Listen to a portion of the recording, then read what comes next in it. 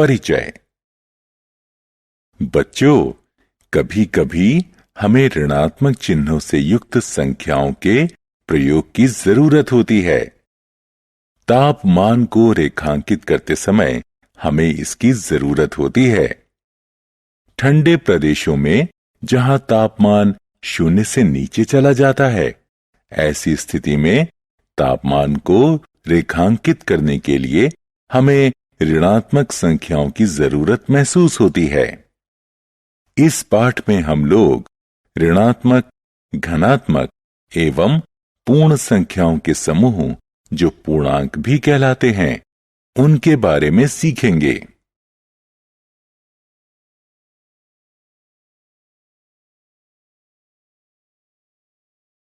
उद्देश्य। इस पाठ के अंत में आप निम्न करने में सक्षम हो जाएंगे: पूर्णांकों को परिभाषित करना, पूर्णांकों को संख्या रेखा पर वर्णन करना, पूर्णांकों के क्रम को परिभाषित करना, पूर्णांकों का योग एवं घटाव ज्ञात करना, पूर्णांकों के योग एवं घटाव को संख्या रेखा पर निरूपित करना। पूर्णांक पूर्ण संख्याओं एवं ऋणात्मक संख्याओं का संग्रह पूर्णांक कहलाता है। जैसे घटा 4, घटा 3, घटा 2, घटा 1, 0, 1, 2, 3, 4 इत्यादि। प्रिय बच्चों, आप लोग प्राकृत संख्याओं एवं पूर्ण संख्याओं के बारे में पहले पढ़ चुके हैं। यदि हम इन प्राकृत संख्याओं से पहले ऋणात्मक चिन्ह रख देते हैं, तो हमें पूर्ण संख्याओं के साथ इन ऋणात्मक संख्याओं का जो संग्रह प्राप्त होता है, वह पूर्णांक कहलाता है। संख्या रेखा पर पूर्णांक का निरूपण। यह आकृति एक संख्या रेखा को दर्शाती है, जिस पर समान दूरी पर कुछ बिंदुओं को अंकित किया गया है। इस संख्या रेखा पर एक बिंदु 0 के रूप में अंकित किया गया है। बिंदु जो कि अंकित बिंदु 0 के दाईं तरफ है, धनात्मक पूर्णांक कहलाते हैं। बिंदु जो कि अंकित बिंदु 0 के बाईं तरफ हैं, ऋणात्मक पूर्णांक कहलाते हैं, जो कि घटा 1, घटा 2, घटा 3 इत्यादि हैं। इस प्रकार के पूर्णांकों का निरूपण संख्या रेखा निरूपण कहलाता है। यहां जमा 2 अंकित करने के लिए हम समान दूरी से दो बिंदु 0 से दाईं तरफ बढ़ते हैं। इसी प्रकार घटा 5 अंकित करने के लिए हम 0 से 5 बिंदु बाईं तरफ बढ़ते हैं। पूर्णांकों का क्रम। एक बार पुनः संख्या रेखा पर अंकित पूर्णांकों का अध्ययन करते हैं। हम जानते हैं कि संख्या 9 संख्या 5 से बड़ी है। अब जबकि हम संख्या रेखा को देखते हैं, तो ज्ञात होता है कि संख्या 9 संख्या 5 से 4 अंक दाईं तरफ की दूरी पर है। इसी प्रकार संख्या 5 0 से बड़ी है, इसलिए यह 0 से दाईं तरफ है। चूंकि 0 घटा 2 से दाईं तरफ है, अतः यह घटा 2 से बड़ी है। इसी प्रकार घटा 2 घटा 7 से दाईं तरफ है, अतः घटा 2 घटा 7 से बड़ी है।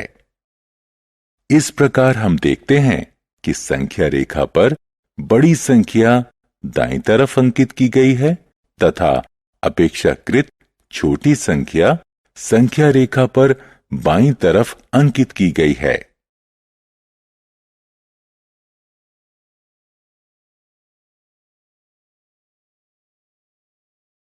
पूर्णांकों का योग, दो धनात्मक संख्याओं का योग। उदाहरण, एक लड़का सीढ़ियों पर चढ़ता है। वह 6 पायदान ऊपर चढ़ता है एवं थोड़ी देर ठहरकर पुनः 4 पायदान और ऊपर की ओर चढ़ता है। तो वह लड़का सतह से कितनी पायदान ऊपर चढ़ता है? हल, आप देख सकते हैं कि उसने कुल मिलाकर 6 जमा 4 पायदान चढ़े हैं, जो कि 10 पायदानों के बराबर होते हैं। दो ऋणात्मक संख्याओं का योग। उदाहरण, एक खेल जिसमें आपको कागज की कुछ पर्चियों में से 2 पर्ची चुनना है जिस पर संख्याएं अंकित हैं। आपको चुनी हुई दोनों पर्चियों के ऊपर अंकित संख्याओं का योग निकालना है। मान लें, अगर आपको संख्या क्रमशः -2 एवं -5 मिलती है, तो बताइए इन दोनों संख्याओं का योग क्या होगा? यह होगा -7 के बराबर। दो पूर्णांकों का योग। उदाहरण, मान लीजिए ऊपर दिए गए खेल में आपको संख्या क्रमशः -5 एवं -9 दो पर्चियों पर प्राप्त होती है, तो उनका योग क्या होगा? जी हां, उनका योग -4 होगा।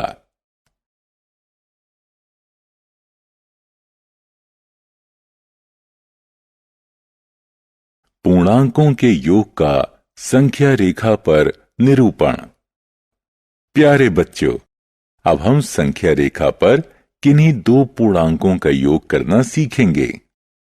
मान लें, अगर हमें पूर्णांक 6 एवं 4 के योग को संख्या रेखा पर निरूपित करना है। सबसे पहले हम संख्या रेखा पर 0 से दाईं तरफ 6 बिंदु बढ़ेंगे तो संख्या 6 पर पहुंचेंगे। अब पुनः 4 बिंदु दाईं तरफ बढ़ेंगे तो जो संख्या 10 प्राप्त होती है, यही पूर्णांक 6 एवं 4 का योग होगा। अब हम दो ऋणात्मक संख्याओं -5 एवं -4 का योग संख्या रेखा पर निकालते हैं। इस स्थिति में हम पहले 0 से बाईं तरफ 5 बिंदु बढ़ते हैं, पुनः 4 बिंदु बाईं तरफ और बढ़ते हैं तो संख्या -9 पर पहुंचते हैं। इस प्रकार हमें पूर्णांक -5 एवं -4 का योग -9 प्राप्त होता है। अतः हमें ज्ञात होता है कि दो धनात्मक पूर्णांकों का योग सदैव धनात्मक होता है एवं दो ऋणात्मक पूर्णांकों का योग सदैव ऋणात्मक पूर्णांक होता है।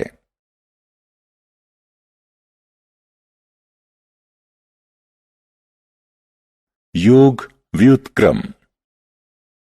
मान लीजिए कोई चींटी 3 बिंदु 0 से दाईं तरफ रेंगती है तथा वापस रेंगते हुए उसी बिंदु पर आ जाती है, तो बताएं वो कहां तक पहुंचती है? आप देख सकते हैं कि यह 0 पर है। इसी प्रकार 2 एवं -2 को जोड़ते हैं तो योग 0 होता है। यदि हम 3 एवं -3, 4 एवं -4 इत्यादि का योग 0 होता है। अतः ये सभी पूर्णांक आपस में योग व्युत्क्रम कहलाते हैं।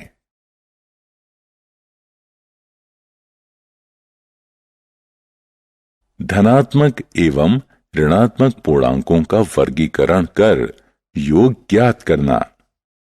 उदाहरण, इस समीकरण का योग ज्ञात करो। हल, इसे अच्छी तरह समझने के लिए हम इस पर आधारित एक उदाहरण की मदद लेंगे। हम दी हुई संख्याओं को इस तरह से क्रम में रखते हैं जिससे कि सभी धनात्मक पूर्णांक एक साथ एवं सभी ऋणात्मक पूर्णांक एक साथ हों और यह हल करने पर -10 आएगा।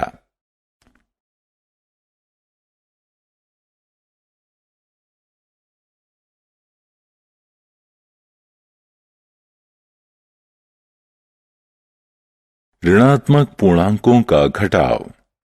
उदाहरण, घटा 10 में से घटा 5 को घटाओ। हल।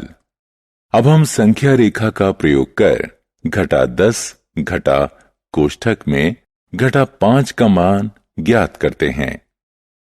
यह घटा 10 जमा 5 की तरह ही है।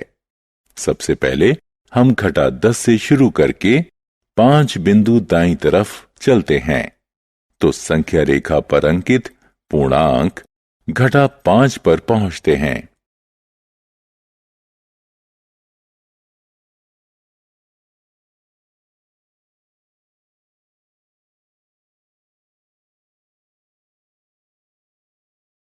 सारांश। आइए हमने जो कुछ सीखा है उसे संक्षेप में दोहराएं। z बराबर घटा 3 घटा 2 घटा 1 0 1 2 3 पूर्णांकों का समूह है। संख्या रेखा पर सभी ऋणात्मक पूर्णांक 0 से बाईं तरफ और सभी धनात्मक पूर्णांक 0 से दाईं तरफ होते हैं। संख्या 0 सभी धनात्मक पूर्णांक से कम होता है और ऋणात्मक पूर्णांक से बड़ा होता है।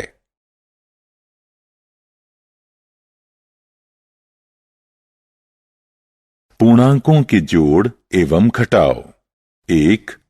जब दो धनात्मक पूर्णांक को जोड़ा जाता है हमें एक धनात्मक पूर्णांक प्राप्त होता है।